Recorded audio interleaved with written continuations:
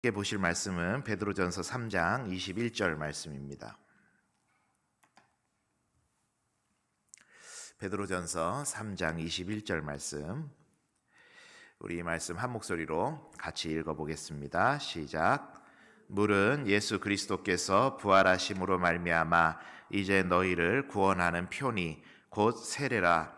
이는 육체의 더러운 것을 제하여 버림이 아니요 하나님을 향한 선한 양심의 간구니라. 아멘. 오늘은 성례에 관하여라는 제목으로 말씀을 나누실 텐데, 오늘 성례에 관한 내용이 91문부터 97문까지 길게 세부적으로 웨스트민스터 소유리 문답은 정리를 하고 있습니다. 이건 뭐 하나하나 다 다룰 필요는 없을 것 같고, 오늘 성례에 관해서는 97번째 문항까지 전체적인 내용을 짧게 여러분과 말씀을 나누도록 하겠습니다. 제가 봄마다 이렇게 비염 때문에 조금 이 코, 눈, 뭐 이렇게 목소리 좀 고생을 하는데, 작년까지 한 2년 동안은 원체 마스크를 꽁꽁 싸매서 그런지 안 앓고 넘어갔는데, 올해는 이게 와버렸습니다. 그래서 눈도 되게 간지럽고 막 콧물 나고 목도 잠기고, 그래서 조금 이 멋진 목소리로 들려드려야 되는데 조금 잠겨 있더라도 양해를 부탁드립니다.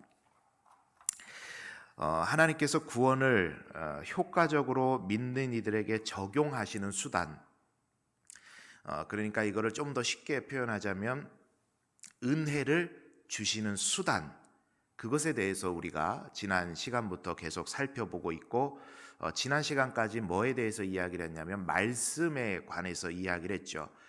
정리를 해드릴 때 하나님께서 은혜를 우리들에게 공급해 주시는 수단은 크게 말씀과 성례와 웨스트민스터에서는 기도까지 이렇게 말을 하고 있다라고 제가 정리를 해드렸고, 지난 시간까지는 이제 말씀에 관한 부분을 함께 나누었습니다.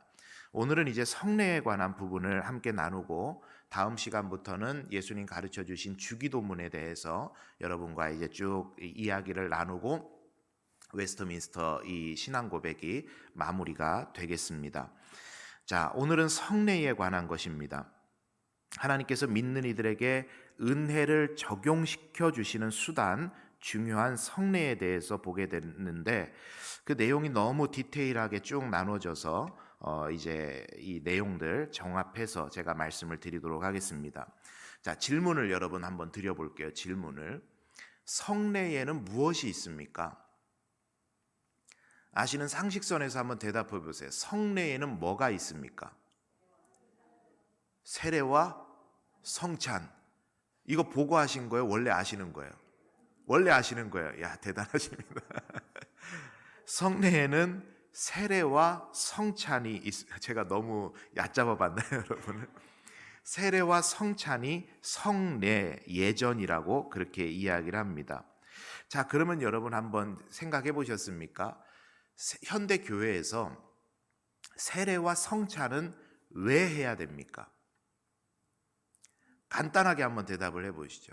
세례와 성찬은 왜 우리가 해야 됩니까?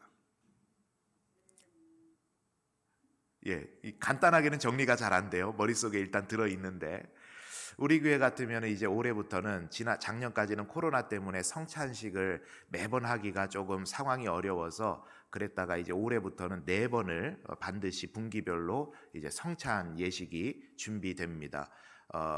이번에 목요 성찬 우리가 이제 고난주간에 하게 되죠. 세례와 성찬을 해야 되는 이유는 아주 명확합니다. 왜냐? 주님께서 명령하신 예식이기 때문에 해야 되는 거예요. 주님께서 명령하신 것이다. 먼저 세례는 예수님께서 우리들에게 명령하실 때 뭐라고 이야기를 하셨냐면, 승천하시는 자리에서 유언과 또 같이 남겨놓으셨는데, 우리 뒷장에 보시면 말씀을 적어놨습니다. 마태복음 28장 19절 말씀 우리 한번 읽어보도록 하겠습니다. 시작. 그러므로 너희는 가서 모든 민족을 제자로 삼아 아들과 성령의 이름으로 세례를 베풀어라. 명시적으로 예수님께서 이렇게 해라 명령하셨는데, 그게 바로 세례였습니다. 자, 그러면 성찬은 여러분 어떨까요? 성찬도 마찬가지였죠. 우리 잘 아시는 거니까 찾아보지는 않겠지만 예수님께서 최후의 만찬 유월절 식사를 제자들과 함께 하면서 이것은 너희를 위해 찢긴 나의 살이다, 이것은 너희를 위하여 흘린 나의 피다 그러면서 세상 끝날까지 나를 기념하여서 이 예식을 행해라 라고 예수님 말씀하셨죠. 그래서 여러분, 세례와 성찬은 두 가지를 묶어서 성례전이다, 성례 예식이다 우리가 그렇게 표현을 하는데, 왜 해야 되냐? 선명합니다. 예수님께서 하라고 명령하셨기 때문에 이 세례와 성찬을 우리가 주님 오실 때까지 하는 것입니다. 자, 그러면 조금만 더 깊이 들어가서 그 안에 세례와 성찬에 어떤 의미가 있길래 예수님께서는 그 일을 하라고 명령하셨을까? 자, 그것을 보면은 이렇게 선명하게 한 가지만 기억을 하시면 됩니다. 한번 따라하겠습니다. 그리스도와의 연합.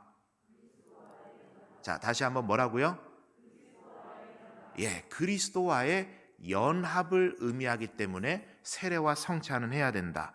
자, 뒤에 보시면 준비된 말씀이 있는데 로마서 6장 4절에 보니까 그의 죽으심과 합하여 세례를 받고 그랬죠. 무엇과 합한다고요? 그의 죽으심과 합한다. 갈라디아서 3장 27절의 말씀을 보니까 누구든지 그리스도와 합하기 위하여 세례를 받는 자는, 세례받음에 있어서 굉장히 중요하게 생각해야 되는 한 가지가 뭐냐면 세례 예식을 통해 그리스도의 죽으심과 연합이 일어나는 사건이라는 겁니다. 그러니까 이 세례라는 것이 그런 의미를 갖는 거예요. 그리스도와의 연합.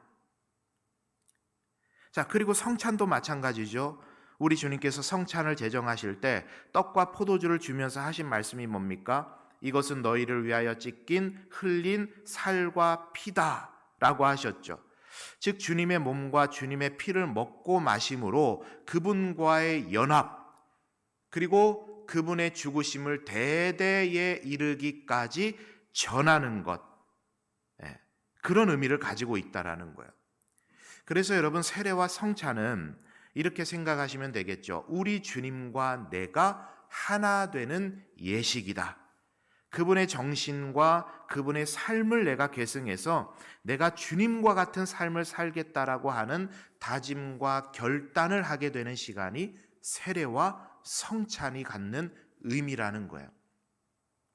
그래서 여러분들이 이제 세례는 이미 다들 여기 계시는 분들은 다 받으셨잖아요. 그죠? 세례는 분기별로 한 번씩 받는 게 아니라 일생에 이제 한 번 받으시면 되는 거죠. 세례를 받았습니다. 그때 여러분 세례 교육 받으시면서 무엇을 교육 받으셨어요? 뭐 세례교인이 되면 행정적으로 교회에서 어떤 의무가 생기고 권리가 생기고 이런 이야기들 뭐 복잡하게 들으셨죠. 여러분 때는 아마 다들 학습이 있으셨을 때예요. 그죠? 6개월 동안 학습을 아주 열심히 받고 그것에 대해서 막 문답하고 시험 치듯이 굉장히 어렵게 했는데 지금은 이제 그런 과정들은 많이 생략이 됐습니다. 왜냐? 그러한 어떤 형식적인 게 중요한 게 아니라 이 세례 예식을 받을 때 내가 그리스도와 연합되고 이분의 죄사함이 나의 죄사함이고 내가 앞으로 이 예수 그리스도의 정신을 계승하여서 대대로 전하는 삶을 살겠다라는 결단이 있으면 누구든지 세례 예식에 참여할 수 있기 때문에. 그래서 사실 6개월 동안 학습을 받고 시험 치듯이 문답을 하고 하는 게 사실은 성경적이지는 않았어요. 왜냐? 여러분 지금 당장에 이제 돌아가시기 직전에 있는 분들 병상 세례도 하거든요. 그러면 내가 예수 그리스도를 구주로 믿습니다 하면 가서 세례를 베푼단 말이죠. 그러면 그분들한테 일단은 학습 기간이 6개월 되니까 6개월 동안은 조금 기다리셔야 되고 그리고 정신 바짝 차리셔가지고 시험도 치셔야 되니까 기다리셔야 됩니다. 할 수 있어요, 없어요? 없는 거죠, 당연히. 예수 그리스도를 구주로 고백하는 그 믿음이 확인되면 얼마든지 세례 베풀 수 있거든요. 그래서 그런 형식적인 절차들이 이제 성경적이지 않기 때문에 다 생략이 되었습니다. 그럼에도 불구하고 시간이 충분하고 여건이 된다면 그 믿음에 대해서 확실하게 고백하고 하는 과정도 중요하다 이야기할 수 있겠죠.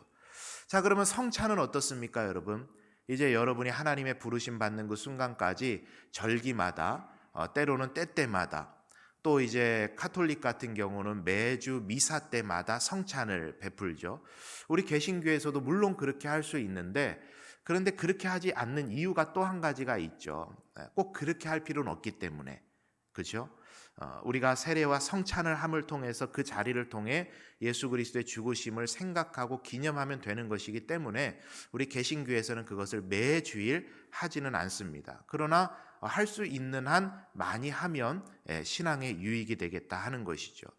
자, 그것을 통해서도 우리는 기억하는 겁니다. 우리가 분기마다 특별히 이제 고난주간 모교 성찬을 하면서 여러분들이 기억하셔야 될 건 딱 하나입니다. 예수 그리스도의 죽으심이 나의 죄를 대속하는 죽으심이고 그 예수 그리스도의 은혜를 내가 평생을 기억하면서 전하는 삶을 살겠습니다 하는 결단과 각오로 성찬에 참여하시면 되겠습니다. 자, 그래서 종합하자면 이 성례전 또한 세례와 성찬 또한 앞에서 말씀드렸던 말씀에 대해서 나눌 때의 결과와 똑같습니다. 말씀의 결과물이 뭐라 그랬죠? 그 말씀을 들음을 통해서 말씀대로 살아내는 열매, 그런 행위의 열매가 있어야 된다고 하는 것처럼 세례와 성찬, 성례전 또한 마찬가지입니다. 이러한 예식들을 통해서 우리가 기억해야 될 것은 내가 하나님 예수 그리스도의 복음을 전하는 삶을 살겠습니다.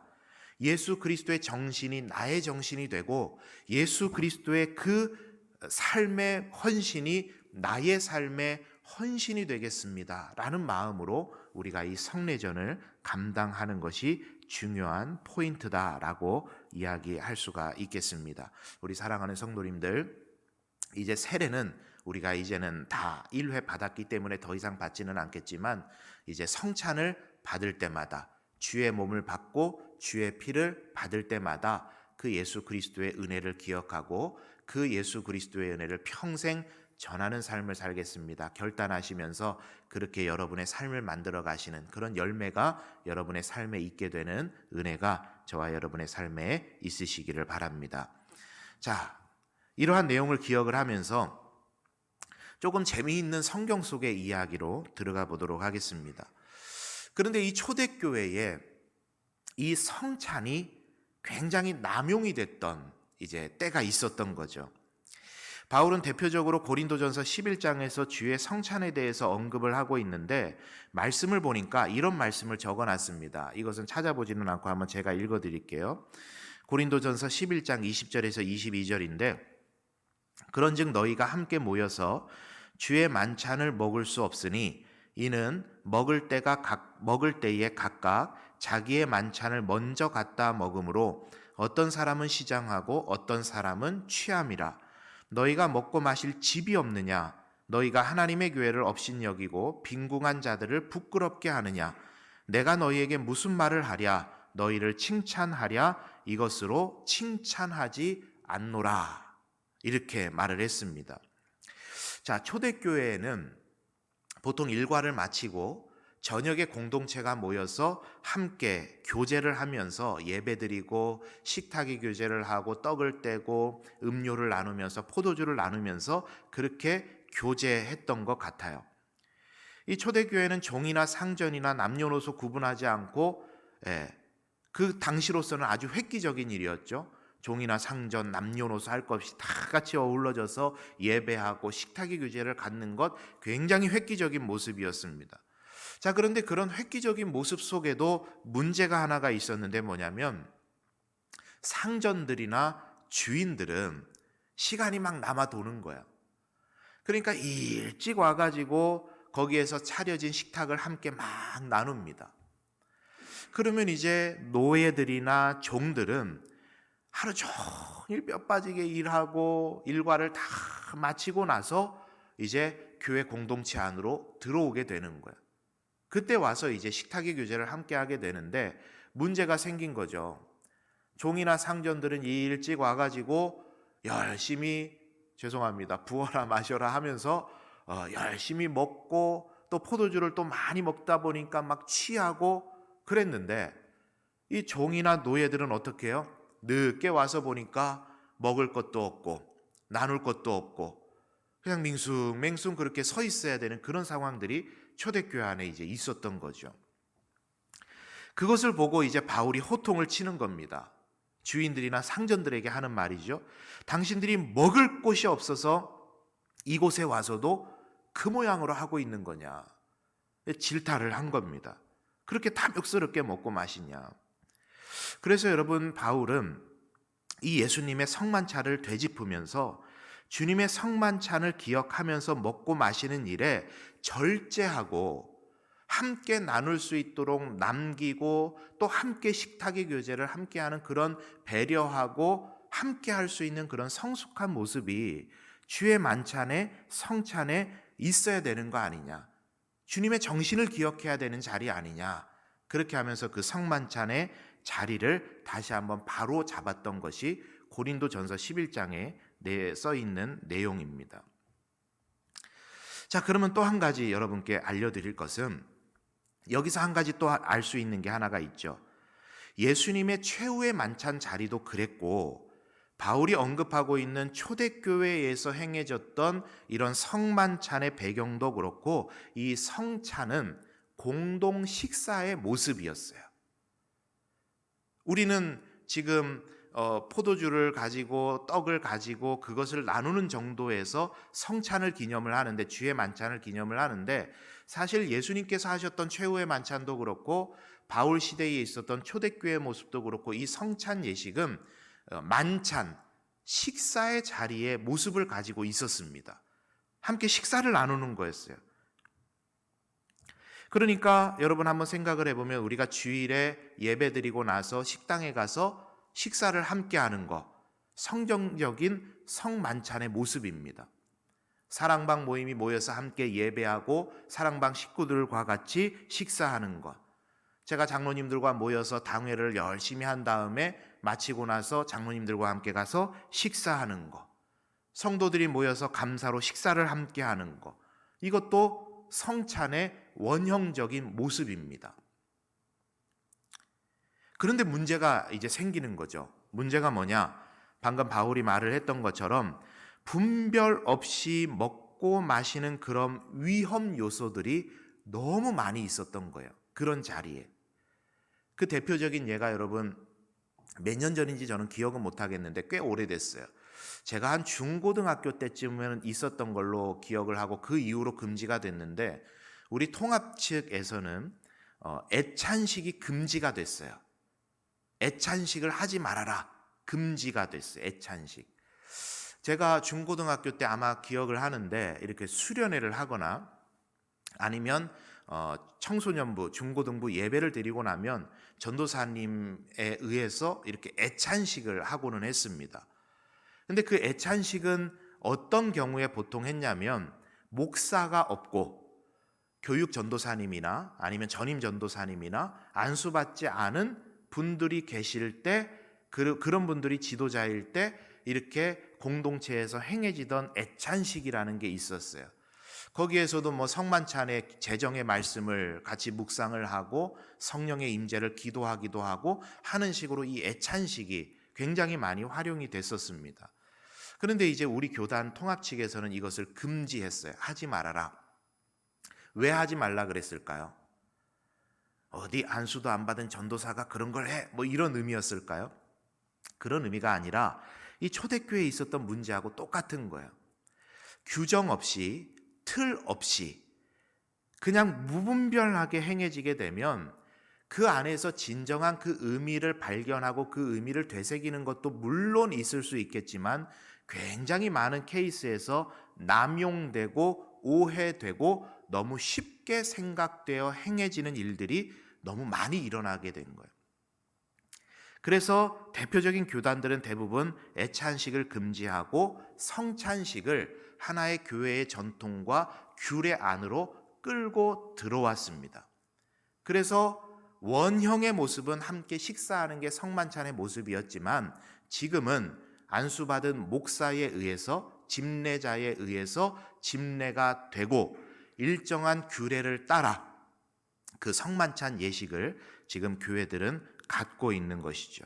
그렇게 교회 제도 안으로 성찬 예식이 들어오게 된 겁니다.